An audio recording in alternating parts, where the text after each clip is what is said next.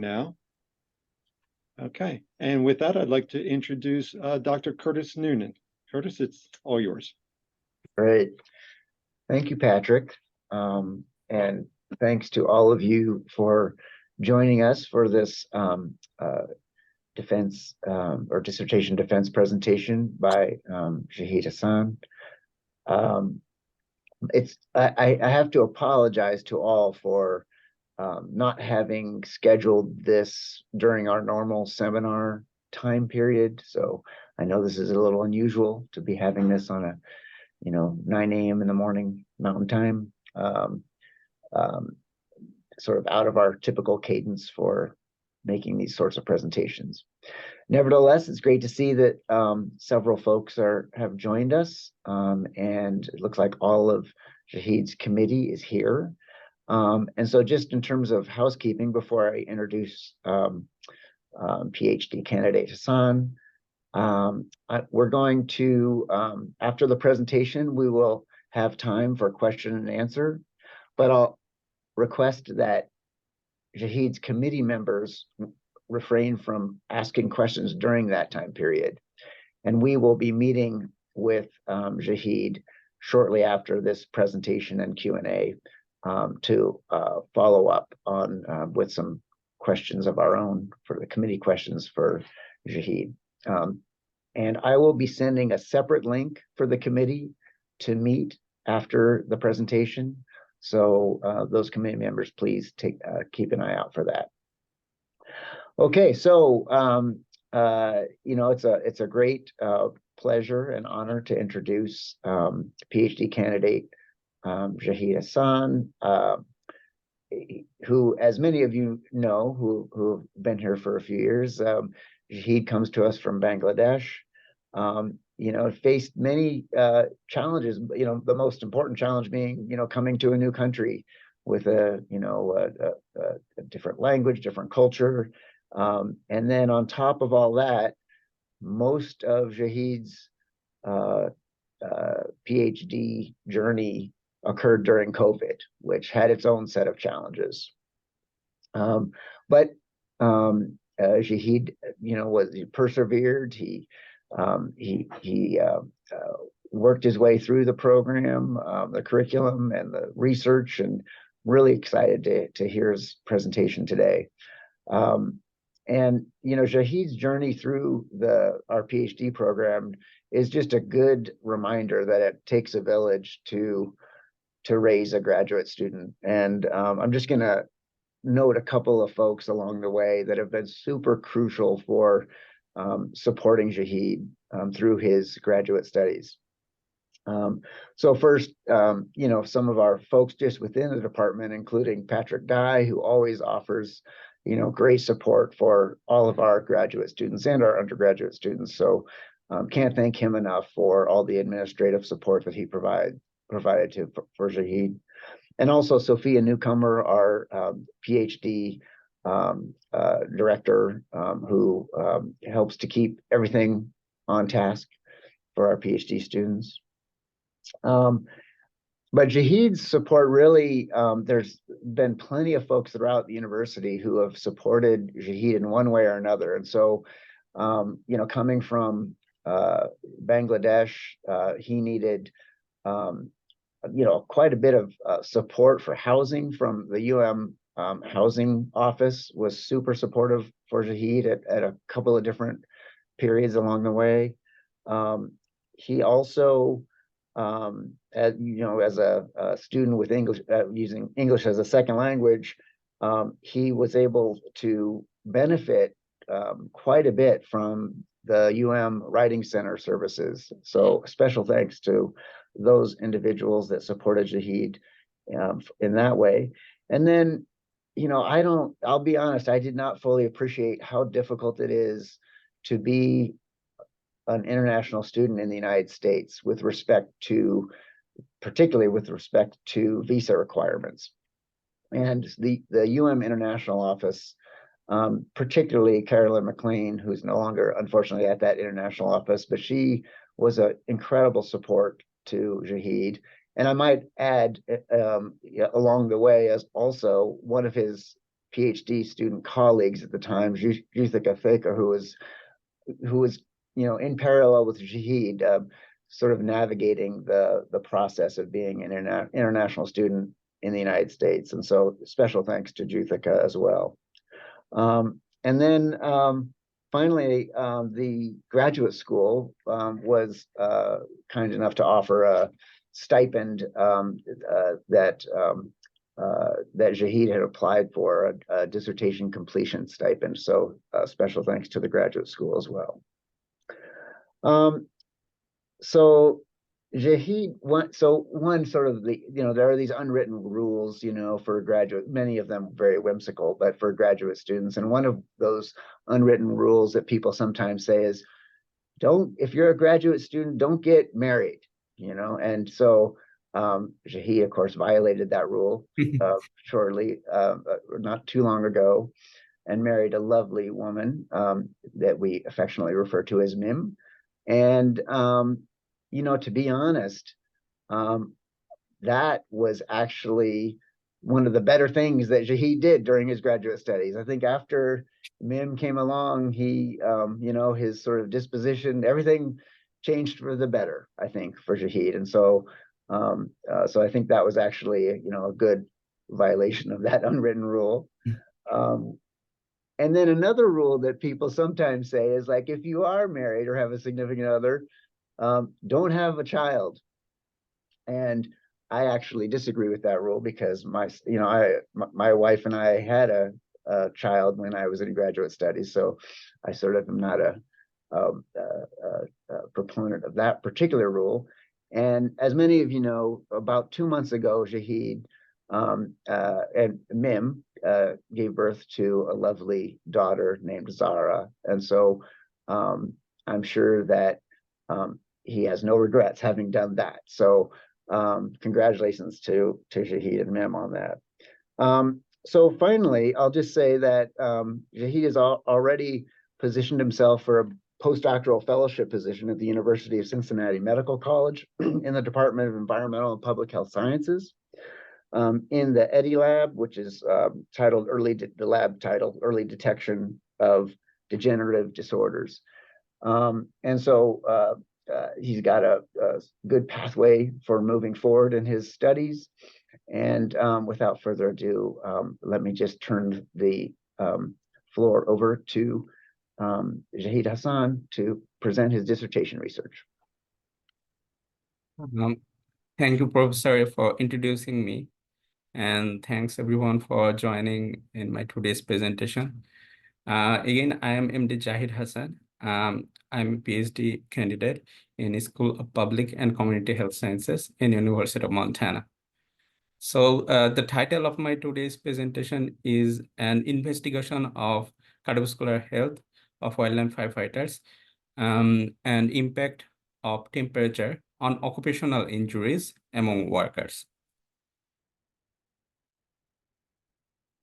So before jumping in my final discussion in detail, I want to share with you today's overview. So the first study of my dissertation is subclinical measures of cardiovascular health among wildland firefighters. My second study is occupational history and occupational risk, cardiovascular risk factors among wildland firefighters. And my third study is ambient temperature and injuries among Montana workers, Montana workers. So in my previous presentation, I already discussed in detail of my first study. So today I will, in short, I will discuss my first study, the main findings of first study, and then I will discuss my second and third study in detail. So significance for my first two study. So my first two study is related to the wildland firefighters completely. And my third study is related to the Montana workers. That is different population. So, here's the significance for my first two study. So wildfire across the United States are increasing for the last few decades. And wildland firefighters are the only a person who suppressed that wildfire across the United States. And for that, wildland firefighters are exposed to different health hazards like heat exposure, then physical and mental pressure for arduous duty, then PM 2.5 exposure, then volatile organic compound exposure, carbon dioxide exposure, and carbon monoxide exposure, and that may lead that may impact their cardiovascular health.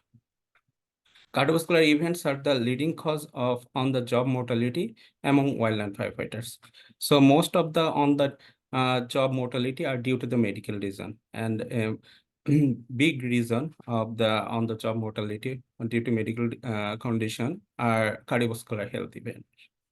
So previously, Navarro et al. 2019, she projected that wildland firefighters has a 16 to 30% increased risk of cardiovascular disease mortality due to the PM 2.5 exposure. They use pre-existing PM 2.5 formula. So wildland firefighters saying is a high exertion physical activity. So they hike or walk to the spot of the wildfire to suppress the wildfire during the wildfire season, and they also work for a long time to in their arduous duty to suppress the fire. That may need their cardiovascular health to perform perfectly or well. So the total number of wildland firefighters across the United States is 19,000. That is a huge number of population or worker population. So there are very few studies has been conducted in this whole area, both long term and short term.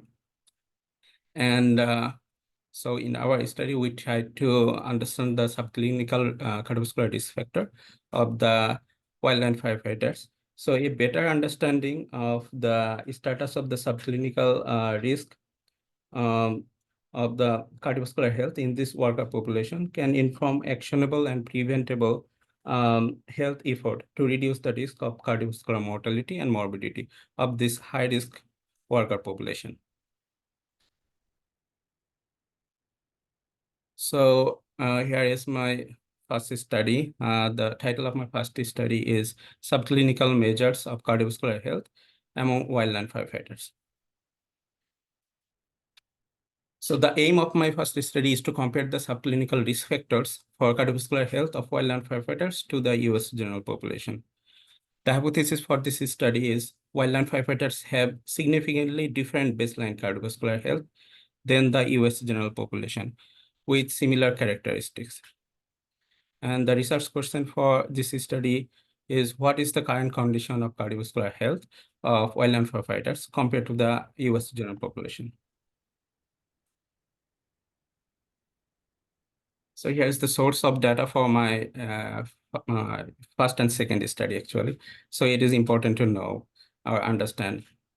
So the source of data is Department of Interior Medical Standard Program, DOI MSP, Clinical Screening Examination 2014 to 2018. So who are these wildland firefighters in our DOI MSP? These are mostly federal wildland firefighters with few tribal wildland firefighters.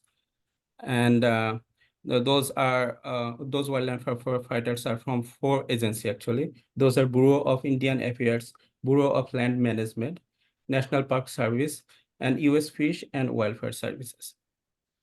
So why DOI MSP is done? So the purpose of DOI MSP is to confirm the suitability for the arduous duty activity of wildland firefighters.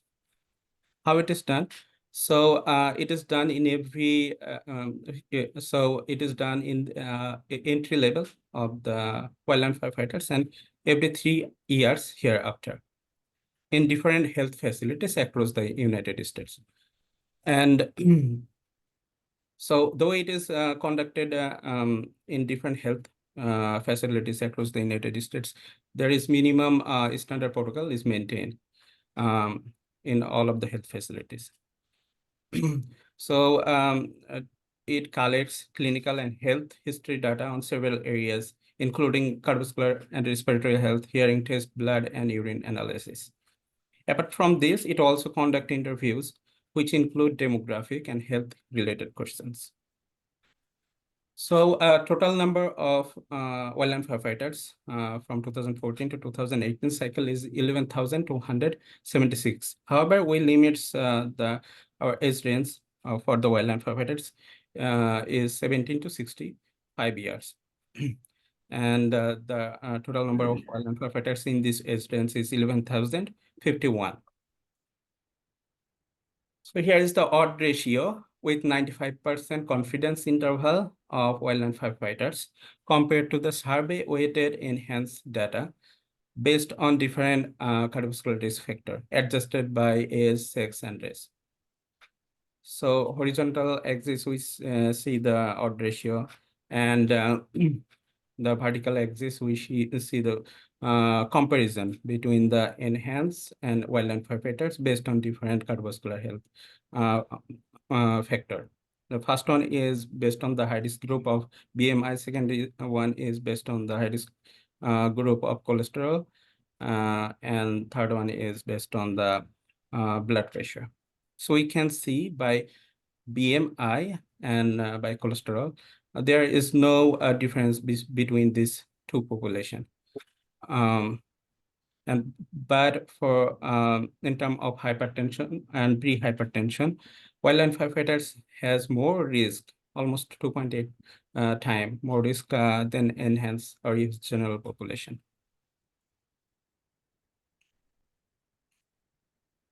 So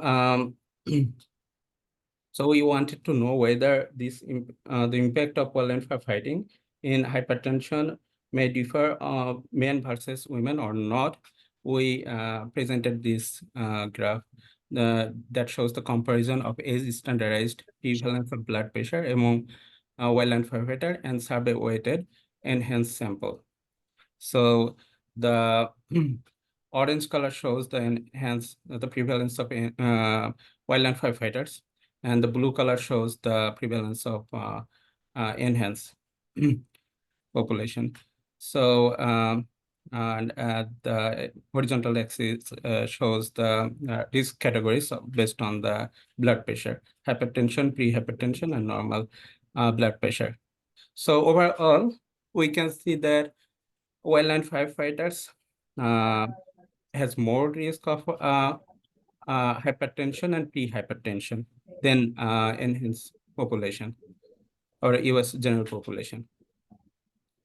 And male wildland firefighters, which actually follows the trend of the overall, follows the overall trend, but female wildland firefighters, they have more less risk of hypertension than the US general population. But there are more pre-hypertensive female wildland firefighters than US female US general population. Okay. So discussion and conclusion. So almost 40% of the wildland firefighters are suffering from at least one of the high risk categories among the 3 factors based on BMI, cholesterol, and blood pressure after the age standardization, suggesting need for proper intervention to reduce the risk.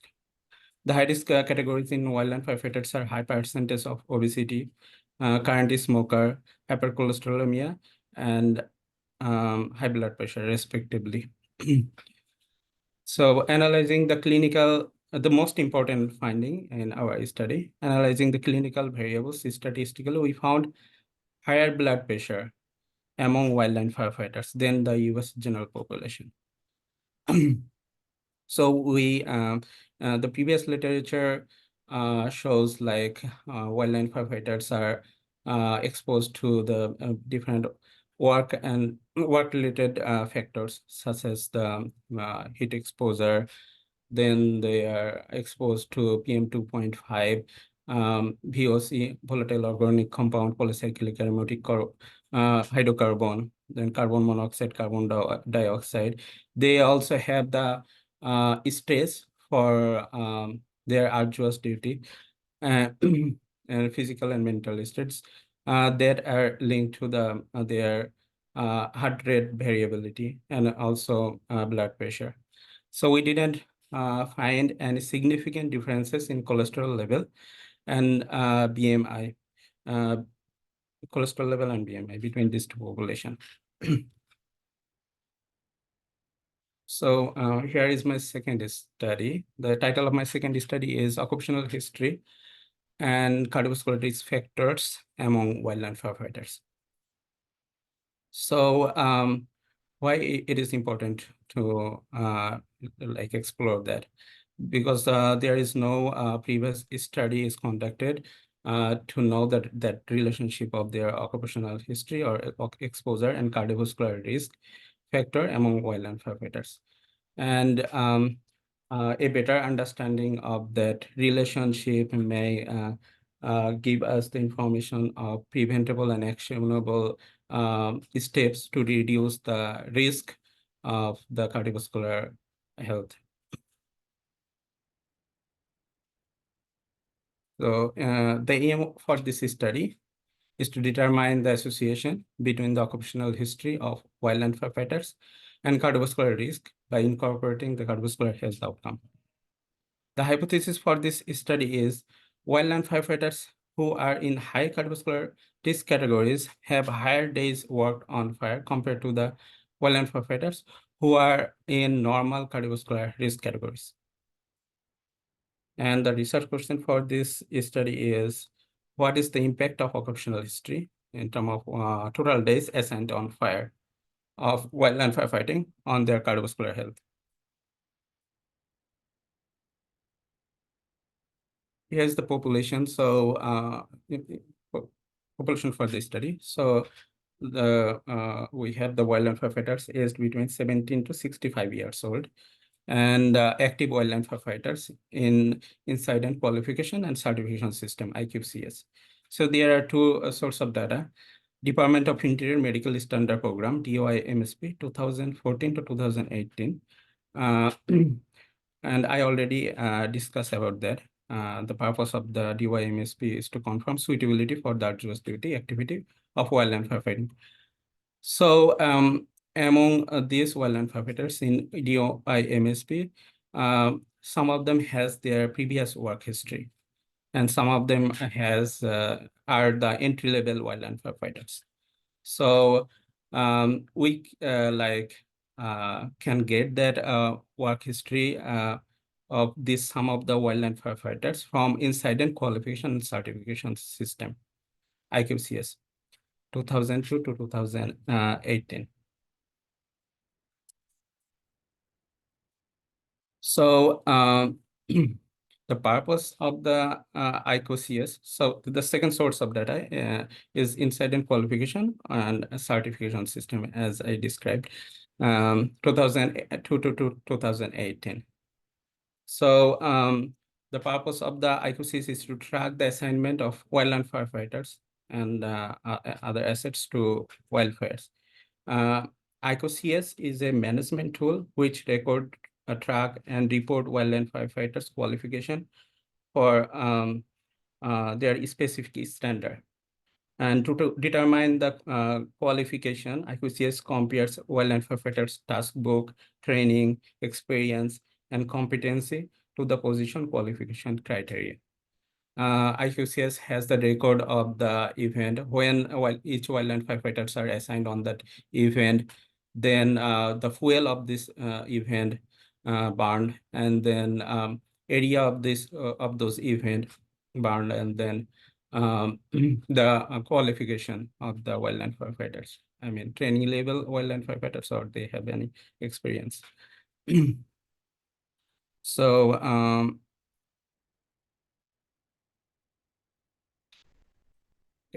So here's the flowchart of final sample selection of my second study.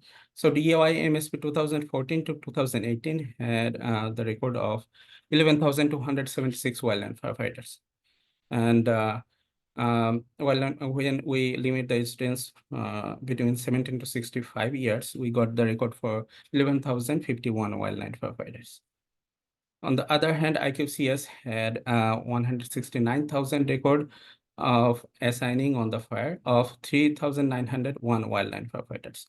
So one wildland firefighters may have one to several assignment on the fire, and one assignment may include 1 to several days of the wildland firefighters.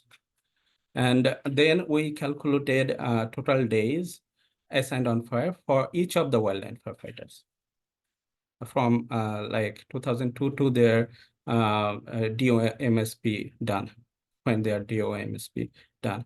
So for the we got the record for 3,901 wildland firefighters. And each wildland firefighters IQCS record was tightly censored at the time of their DOI-MSP exam.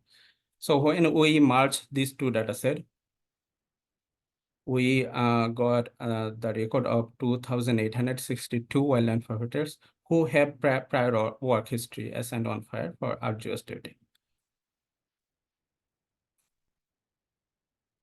Health measures of interest. So we mainly focus on 3 clinical risk factors of cardiovascular health: BMI, total cholesterol, and blood pressure. The occupational history. So we have the record of the wildland firefighters days assigned on fire, and we calculated the total days assigned on fire for each wildland firefighters.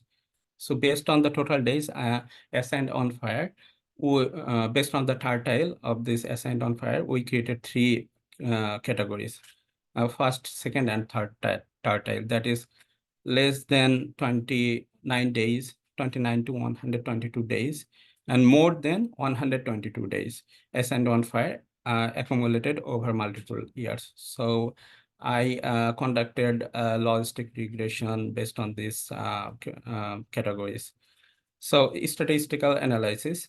So I conducted linear regression for continuous outcome variable, then logistic regression for dichotomous outcome variable, then ANOVA analysis to find out the best model, and we adjusted our model including age, sex, and ethnicity. Here's the comparison of demographic characteristics between study 1 and study 2. So like we can see the wildland firefighters of second study, and we compared that to the wildland firefighters of first study. So we can see like both study have most of the wildland firefighters are Caucasian. Most of the wildland firefighters for both studies are male, and most of the wildland firefighters for both studies are in the age range of 17 to 39 years. So by demographic characteristics, we can say they are pretty similar, but like the wildland firefighters in second study, they had the previous work history. And for first study, we actually didn't have the previous history for all of the wildland firefighters. That is the main difference between the population of these two studies. So here is the percentage of wildland firefighters who are in high-risk categories. So around 25% of the wildland firefighters are obese. Around 8% of them are in hypercholesterolemia, have hypercholesterolemia. 5% of them have hypertension. Then 0.5% of them have self-repeated diabetes. Almost 18% of them are current smoker, but we didn't have the information of nicotine pouches in smoking history or smoke less tobacco. We didn't have that information. And 32% of them have at least one of the cardiovascular high risk among obesity, hypercholesterolemia, hypertension. And then 41% of them have at least one of the cardiovascular high risks among obesity, hypercholesterolemia, hypertension, diabetes, and smoking history. Here is the odd ratio with 95% confidence interval of the cardiovascular risk factor based on the tertile of wildland firefighters compared to the wildland firefighters who were less than 29 days assigned on fire, adjusted by age, sex, and race. So horizontal axis shows the odd ratio, and there is actually on the vertical axis we can see three model actually we presented here based on the outcome of logistic regression, and and we compared that with the wildland firefighters who has less than 29 days assigned on fire. So first two parts shows the obesity. Then the first part shows the high risk category of BMI, and then second part shows the that for cholesterol, and third one based on the blood pressure. So you can see there is a relationship of work history or days assigned on fire and their high risk group of BMI and cholesterol between these two factors in wildland firefighters. But for high risk group of blood pressure, such as hypertension and pre-hypertension, there was no such relationship between these two factors. I mean, a work history and high risk group of blood pressure. But other two have, like the hypercholesterolemia and borderline high cholesterol with their work history, and then obesity and overweight and their work history. They have a strong relationship. So here is the comparison of finding of my first study and second study. So we can see this graph of study 1 and study 2. Actually, in my first study, I actually compared the cardiovascular health, subclinical risk factor of cardiovascular health of wildland firefighters with enhanced population. But in my second study, I incorporated work history of the wildland firefighters. So in terms of occupational exposure, we used the days assigned on fire. That was not actually for research purposes. The record was obtained not for research purposes, but that was the best thing we could do. So like the second study actually incorporated the work history of the wildland firefighters, and in my first study we see the like there is higher risk of the hypertension and pre-hypertension in wildland firefighters than enhanced population. And to understand that better, what is the impact and what is the reason of that, we incorporated the work history, and we found that the work history is associated with the high risk group of BMI and cholesterol, but not for the blood pressure. So discussion was work history days of and on fire is associated with high risk category of obesity and cholesterol, but work history is not associated with hypertension and pre-hypertension. So our findings related to the cholesterol level of wildland firefighters is supported by Coker et al. 2019 and Rosales et al. 2022, who found that wildland firefighters' cholesterol level is significantly different before and after wildfire season due to the deterioration of lipid metabolism. Although blood pressure was not associated with work history, high level of this factor in the worker population, in this worker population are concerning. Limitation. We don't have the information of some of the crucial variables such as diet, exercise, marital status, education, household income, etc. We also don't have any information whether wildland firefighters are taking any medication for any cardiovascular issues. Study 3.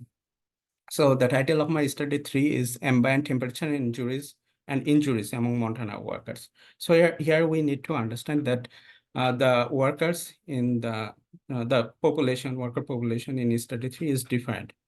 Here the workers consist of the construction worker, firefighters, which is not wildland firefighters completely. They both consist of like the station one wildland firefighter, station firefighters and wildland firefighters, and then professional and technicals. So the worker population is not same for third study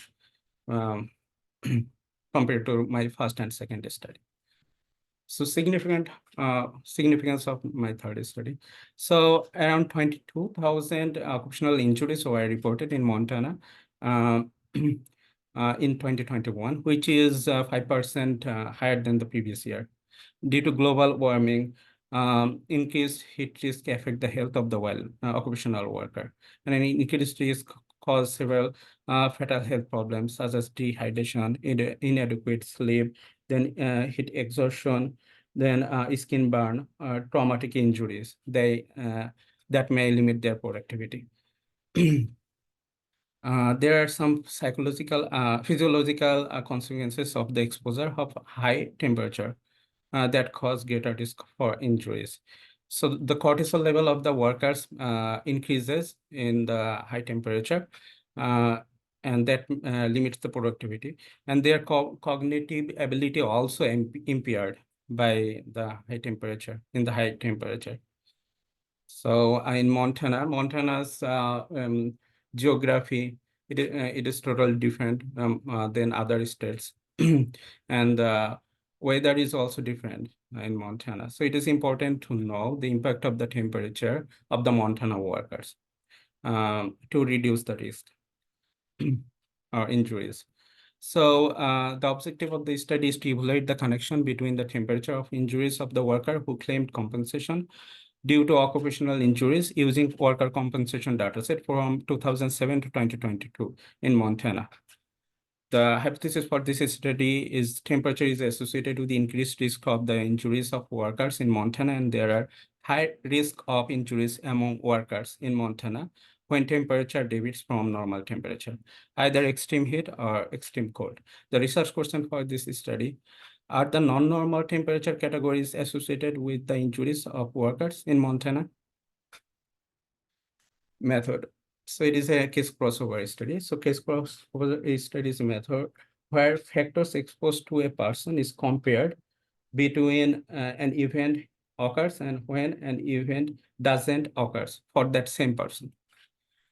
And this is a time study files case crossover study, as I said, where heat exposure on the day of injury for each injured worker is compared with the heat exposure on the day when the injury didn't occur.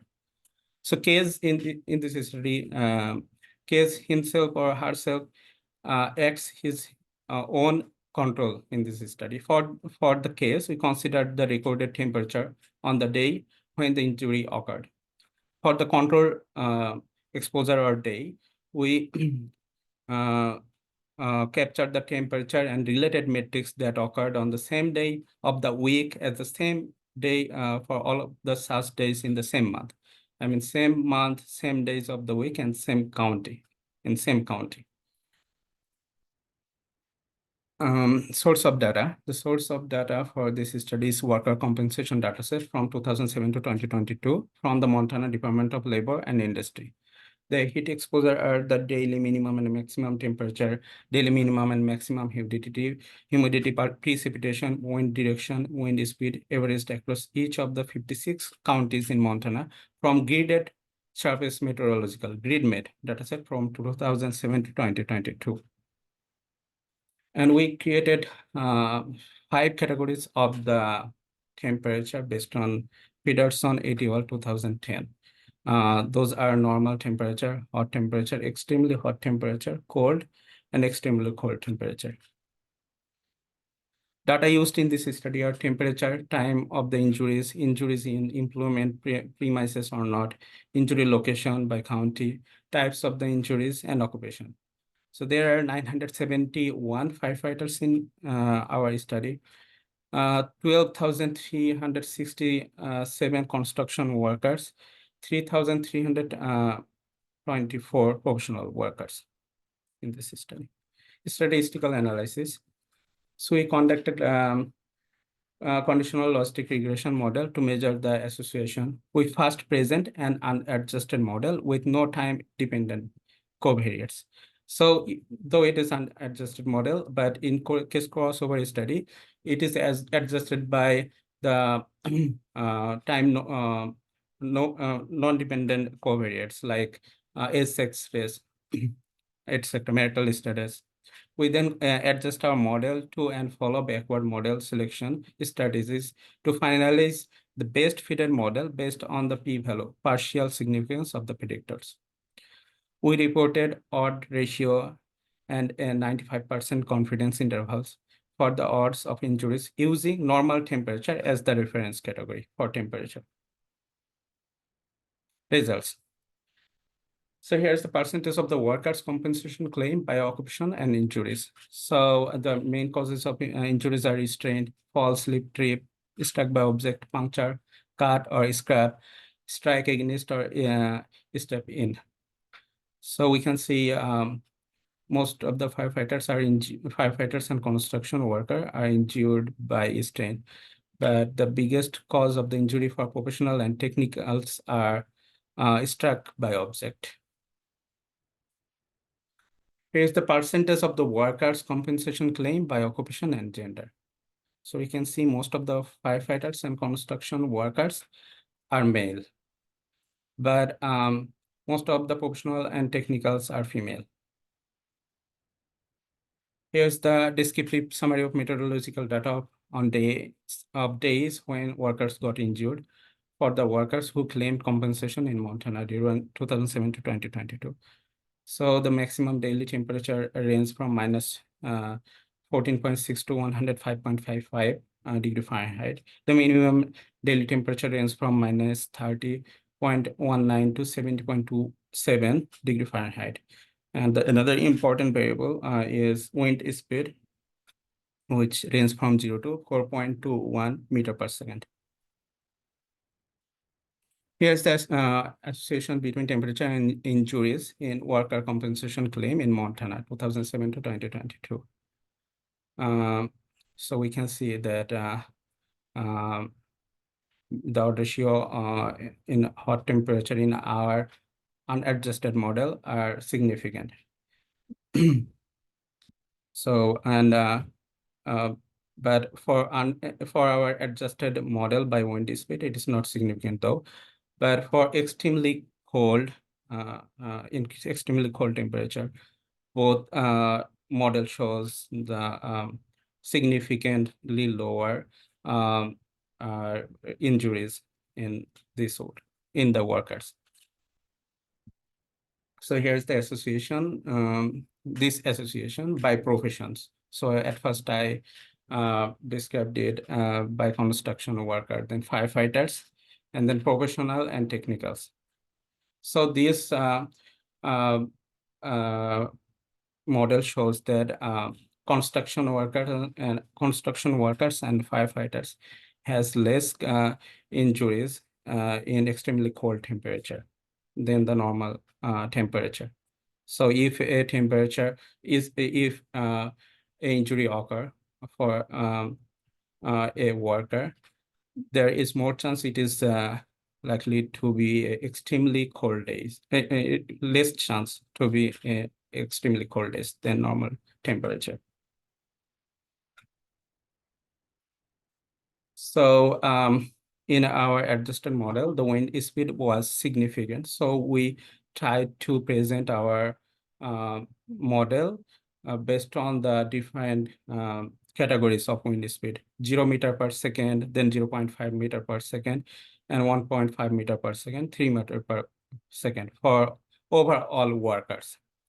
So we can see that in the hot temperature, when the wind speed, there was no wind, there was higher injuries, but with the increase of the wind speed in hot temperature, the injuries got less, like them. Yeah. And in extreme cold, or in cold temperature, we can see this relation is opposite. Like with the increase of the wind speed, the increase the chance of the injuries increases. But for hot temperature, it is opposite. Discussion. The unadjusted conditional regression analysis suggests that workers had a higher risk of injury in hot temperature and lower risk of extremely cold temperature. The adjusted model suggests lower injuries in construction workers in extremely cold, construction workers and firefighters in extremely cold temperature. In the hot temperature, the interaction model suggests higher injuries when wind speed is lower, but it decreases with increase of wind speed. But in cold temperature, the interaction model suggests higher injuries with higher wind speed. The previous literature says that like both like in hot and extremely hot temperature, there is high risk of injuries, but we didn't find high risk of injuries in extremely hot temperature. But in hot temperature, we find that like the high risk of injury. And also some of the study suggest that there is less risk of injuries in cold temperature, which agrees with our study. And we some of this one study conducted in Ohio says that wind speed is associated with the injuries of the world of the workers, construction workers mainly, and which agrees with our data or our findings. Limitation: we don't know when the exact time of the risks happened. We don't have the data on whether workers worked on control days or not. We don't have the record of total workers population at risk as denominator. And the alternative strategy would be time series approach. Acknowledgement. Thank you so much. Special thanks to Dr. Nonan, Dr. Siemens, my committee member, Dr. Langod, Dr. Ward, Dr. Smith, and thanks to Dr.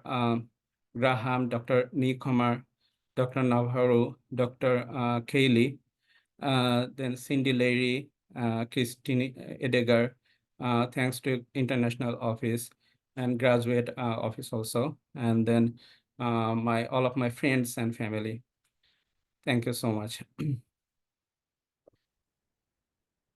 Great, thank you, Zahid, and I'm sure you would all hear us clapping in appreciation for that presentation, although we're all on Zoom, so can't do that. So let's open it up to questions, and again, I'll ask that committee members hold their questions until our meeting that will follow this presentation. So please, those of you who want to ask questions, just unmute yourself, or you could also put a question in the chat if you prefer to do that.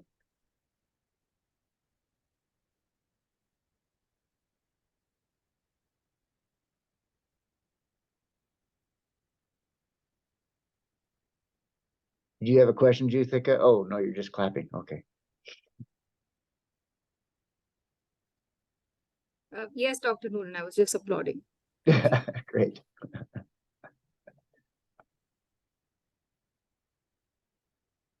So there's a question in the chat, Zahid, how might I find the link to the recording for future reference? So that's a question for Patrick. I'll just ask Patrick to respond in the chat if he could for that.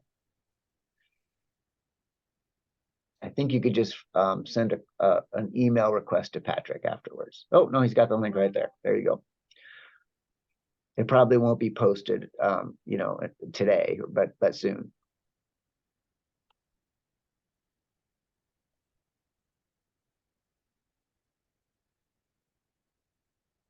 Okay, well, oh, Claire, you've got a question? Go right ahead. Yeah, nice work, Zahid. I had a question for you. Do you have any hypotheses about why you're seeing the association you did between temperature and injury risk? Sorry, can you repeat that question? Yeah, do you have any hypotheses about why you saw the association between temperature and injury risk that you did Okay, for the workers? yeah. So I already have that hypothesis. 1 minute. So hypothesis was the temperature associated with increased risk of injuries for worker in Montana. And there were higher risk of injuries among worker in Montana when temperature deviates from normal temperature, either extreme heat or extreme cold. So in like extreme heat, there are some physiological aspect that is impacted in this worker population, such as they may be affected by the heat stress and heat exhaustion, then the dehydration. They may lead to their injuries of the workers. And that's why we found like, we assume that like when the temperature deviates from normal temperature, the injuries will be higher. There will be association of the injuries among this, among temperature and the injuries of the worker. Thank you. Yeah, I was wondering if you had an idea too about with the colder temperatures that you saw. Yeah, the colder temperature also like accelerate the like you saw that many of the injuries are due to the sleep trip, and that increases, and the colder temperature increases the chance of the sleep and trip, etc. That's why we assumed in our hypothesis that in extremely cold temperature there will be higher chance of the injuries. And there are some certain other factors that is associated with the cold temperature, like it is chilling weather, and also like, yeah, there is high chance of accident also. Thank you.